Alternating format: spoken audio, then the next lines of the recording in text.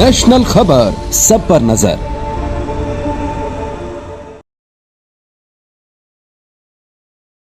नमस्कार, मैं डॉक्टर राहुल गुप्ता। मैं फोर्टिस हॉस्पिटल नोएडा में ब्रेन सर्जन हूं और मेरे साथ हैं डॉक्टर शिखा शर्मा, वो हमारे यहाँ ईएनटी सर्जन हैं। और हम आज आपको बताएंगे पिट्यूटरी ट्यूमर के बारे में। पिट्यूटरी ट्यूमर जो है, ये ट्यूमर जो है हमारे स्कल बेस में होता है, जो कि पिट्यूटरी ग्लैंड के पास में अराइज होता है। और ये एरिया जो होता है ये ब्रेन के नीचे होता है और नाक के पीछे वाले हिस्से में होता है। इसके लिए काफ़ी सालों से जो सर्जरीज पॉपुलर हो रही हैं वो है नाक के द्वारा सर्जरी होना। और जब से पिछले 2 दशक से एंडोस्कोप आया है तब से नाक द्वारा ये सर्जरी बहुत ही कॉमनली पॉसिबल हुई है और बहुत ही सेफ सर्जरी मानी जाती है। हमारी टीम है जहां पर कि हम न्यूरो सर्जरी डिपार्टमेंट और ईएनटी डिपार्टमेंट मिलकर ये सर्जरी साथ में करते हैं ताकि पेशेंट को मैक्सिमम बेनिफिट प्रोवाइड किया जाए। और इसमें जो नाक का जो काम है सर्जरी का पार्ट, वो ईएनटी के डॉक्टर शिखा देखते हैं और जो ब्रेन ट्यूमर से रिलेटेड पार्ट है सर्जरी का वो मैं और मेरी टीम के लोग देखते हैं। इसमें पोस्ट ऑपरेटिव और प्री ऑपरेटिव इवैल्यूएशन भी बहुत इंपॉर्टेंट होती है। पोस्ट ऑपरेटिव केयर जो है वो पेशेंट्स के लिए आईसीयू के अंदर या वार्ड के अंदर बहुत ज़रूरी होती है। इस सर्जरी के बारे में आपको इस वीडियो में बताएंगे। जैसा कि आप अपने स्क्रीन पर देख सकते हैं कि ये जो है एमआरआई द्वारा ये ट्यूमर डिटेक्ट होता है और एमआरआई के जो डिफरेंट सीक्वेंसेस हैं, coronal, sagittal as well as axial sequences, वो हमारे को उस ट्यूमर का पूरा डिस्क्रिप्शन देते हैं। कई बार हमारे को सीटी स्कैन भी लाना पड़ता है, पर मेजॉरिटी केसेस में हम लोग सिर्फ एमआरआई देख के भी सर्जरी कर सकते हैं। तो जैसा मैंने आपको बताया, जनरल एनेस्थीसिया में पेशेंट को लिटाया जाता है ऑपरेशन थिएटर में और वहाँ पर सबसे पहले ईएनटी स्पेशलिस्ट जो हैं वो अपना काम शुरू करते हैं। उसके बारे में मैम बताएंगे कि वो एंडोस्कोपिक व्यू नाक के अंदर का कैसा दिखता है और कैसे वो ट्यूमर तक पहुंचने में हमारी मदद करते हैं। हम 0 डिग्री एंडोस्कोप यूज़ करते हैं and first we do the nasal endoscopy कि कहीं उसमें कुछ डेविएटेड सेप्टम, ग्रॉस सेप्टम वगैरह तो नहीं है। उसके बाद हम लोकल इन्फिल्ट्रेशन करते हैं, specially posterior part of the septum and middle turbinate, base of the middle turbinate.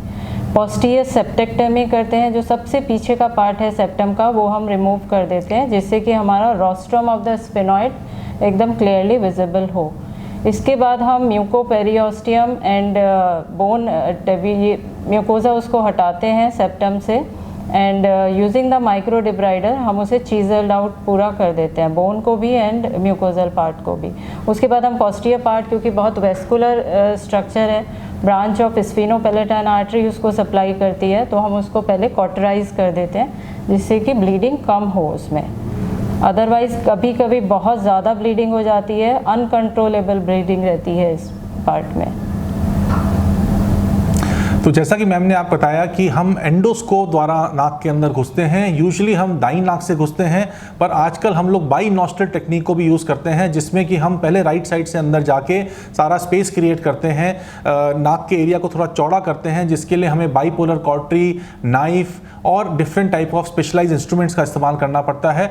उसके बाद जब हम नाक के पीछे वाले हिस्से में पहुँच के वहाँ पर कट करते हैं तो हमें सेंटर पार्ट नज़र आता है जहाँ पर कि ट्यूमर होता है।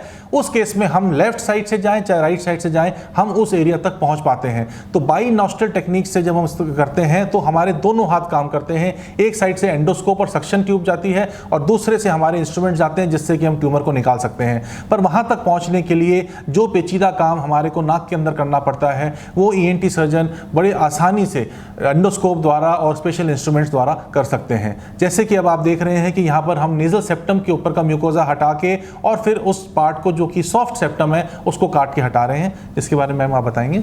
इसमें हम बहुत ही छोटा सा पार्ट सेप्टम का पोस्टीरियरली निकालते हैं जिससे कि हमें बाद में एडिशंस वगैरह और ड्राइनेस ज़्यादा ना हो नेज़ल कैविटी में।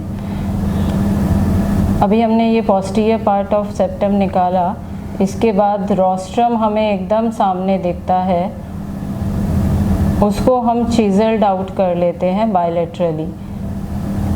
लेटरली हम एक मार्किंग कर देते हैं उसमें, जिससे हमें बहुत ज़्यादा लेटरल जाने की ज़रूरत नहीं है to prevent injury of the carotid artery bilaterally. तो ये देखना बहुत ज़रूरी है कि दोनों साइड में जो है वो हमारी बहुत इंपॉर्टेंट ब्लड वेसल्स हैं जो कि ब्रेन को सप्लाई करती हैं।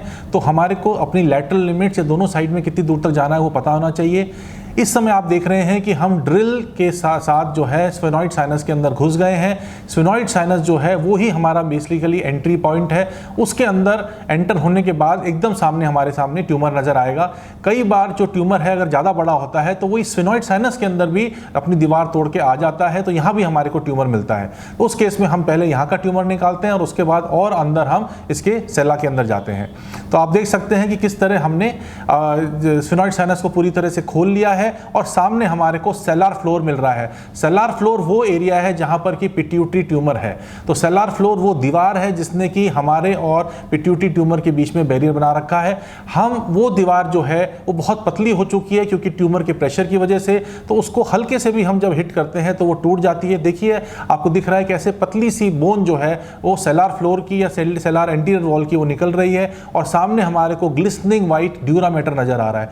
ड्यूरामेटर जो होता है वो हमारे ब्रेन या हमारे स्पाइनल कॉर्ड की कवरिंग को कहते हैं और वो बहुत ही ग्लिस्टनिंग वाइट होता है और बहुत ही इंपॉर्टेंट वो लैंडमार्क होता है जो कि ब्रेन और स्ट्रक्चर्स को सेपरेट करता है। एक बार हमारे को ये गोल या ओवल शेप का जो है या स्फेरिकल बॉल जैसा ड्यूरामेटर नजर आता है तो this is the seller floor. उस सेलर फ्लोर को हम प्रॉपर्ली अच्छे से खोल लेते हैं, चाहे ड्रिल से, चाहे आप कैरिसन अपकट से, चाहे हम उसको चीजल से, ताकि हमारे पास जब हम ट्यूमर को अप्रोच करने के लिए ड्यूरा को खोलें तो हमारे पास प्रॉपर स्पेस हो ताकि जिसमें हम इंस्ट्रूमेंट्स घुसा सकें। तो आपको ये बात जाननी होगी कि ये जो ऑपरेशन हम कर रहे हैं नाक द्वारा कर रहे हैं और जो डिस्टेंस है ट्यूमर और इसके बीच में कम से कम नहीं तो 6 इंच का होता है, तो हमें लंबे इंस्ट्रूमेंट्स को लेना पड़ता है।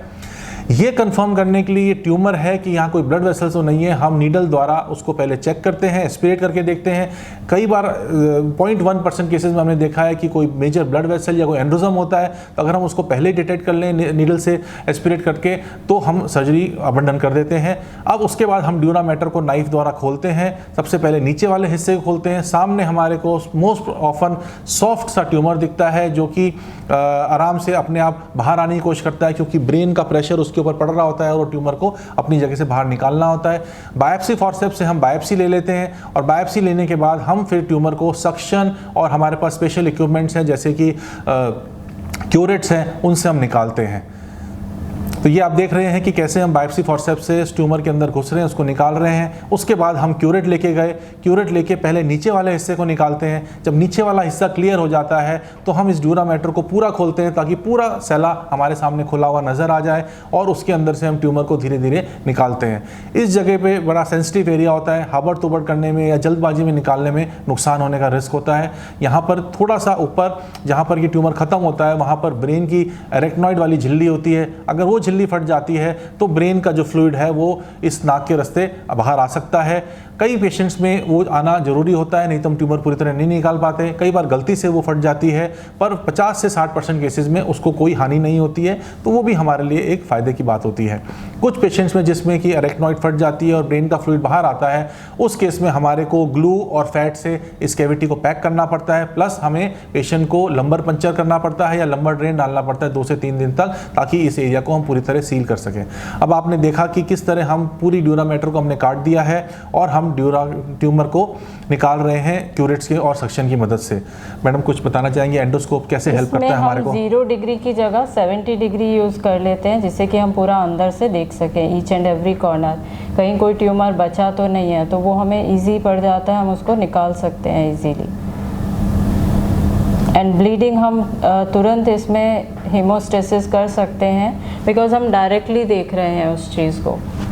तो आप देख रहे हैं एंडोस्कोप को हम बिल्कुल ट्यूमर कैविटी के अंदर ले गए हैं ताकि हमें पूरी तरह से ट्यूमर निकालने का मौका मिले।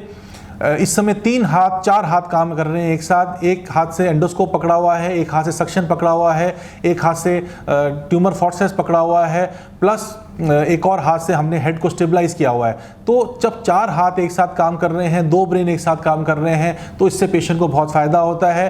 पूरी तरीके से हम ट्यूमर निकालने में कामयाब रहते हैं और 99.9% केसेस में कोई कॉम्प्लिकेशन नहीं होती है।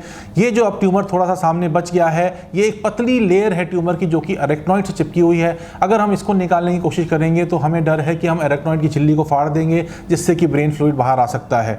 तो पूरा ट्यूमर निकालने के लिए हमें टीम वर्क की ज़रूरत है, जिसमें हैं कि ENT सर्जन नाक का काम कंप्लीट करके पूरा एरिया को वाइडली खोल दे और एंडोस्कोप लेके ट्यूमर कैविटी के अंदर तक भी चले जाएं ताकि हम ट्यूमर को पूरी तरीके से निकाल सकें। इस समय आप देख रहे हैं कि हम ट्यूमर के अंदर घुसे हुए हैं एंडोस्कोप लेके, और जो साइड्स में ट्यूमर बचा हुआ है उसको भी निकालने की कोशिश कर रहे हैं सक्शन, क्यूरेट और बायोप्सी फॉरसेप्स के द्वारा। ये जो बीच में मोटा सा गोला आपको दिख रहा है लाल से रंग का, ये बेसिकली एरेक्नॉइड का बल्ज है और इस एरेक्नॉइड के बल्ज को हमें प्रिवेंट करना है। ये हमारा लास्ट पार्ट ऑफ ट्यूमर है जिसको कि हम निकाल रहे हैं। इसको निकालने के बाद हमारे को पूरी तरीके से हीमोस्टेसिस अचीव करना है, यानी कि किसी प्रकार की ब्लीडिंग जो है वो कंटिन्यू होनी चाहिए ताकि पेशेंट को पोस्ट ऑपरेटिव में नाक में से कोई ब्लीडिंग ना आए। ये आप देख सकते हैं किस तरह थोड़ा सा ब्लड, थोड़ी सी पल्सेशंस आपको दिख रही हैं जो कि ब्रेन की पल्सेशंस हैं। दोनों साइड्स में कैरोटिड आर्टरी हैं, उसको हमने धीरे धीरे बचाया है और हमने ट्यूमर को पूरी तरह निकाला है। इसके बाद हम ट्यूमर के अंदर हीमोस्टेसिस अचीव करने के लिए जेल फॉर्म और सर्जिसेल का प्रयोग करते हैं। कई बार हम लोग को अगर लगता है झिल्ली फटी हुई है या झिल्ली फटने का चांस है तो हम फैट और ग्लू भी लगा सकते हैं। फैट पेशेंट के पेट की दीवार से या फिर थाई की वॉल से भी ले सकते हैं। और ये हम देख रहे हैं कि जिस तरह हम पैक करने के लिए फ़ैट का इस्तेमाल कर रहे हैं, ये फ़ैट हम सेलर कैविटी में डालेंगे और उसके बाद हम चाहें तो ग्लू डाल सकते हैं। ग्लू डालने से जो है ये और अच्छी तरह फिक्स हो जाता है।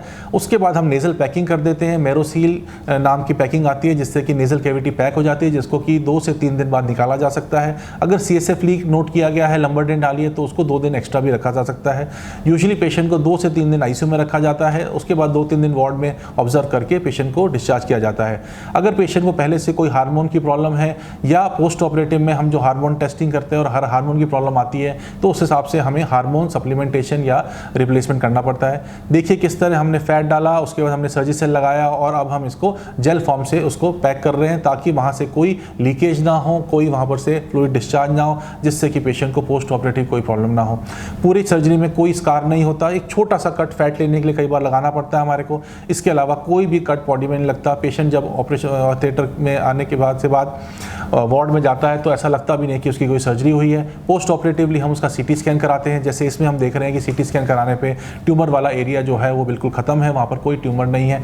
तो इस तरह की सर्जरीज करके हम पेशेंट्स की विजन को इम्प्रूव कर सकते हैं, पेशेंट के ट्यूमर को पूरी तरह निकाल सकते हैं, पेशेंट के अंदर जो हार्मोनल बैलेंस है, इम्बैलेंस है, उसको हम ठीक कर सकते हैं।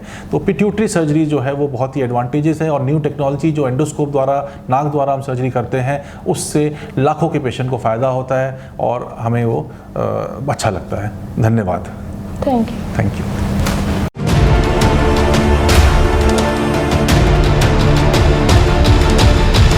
नेशनल खबर, सब पर नजर।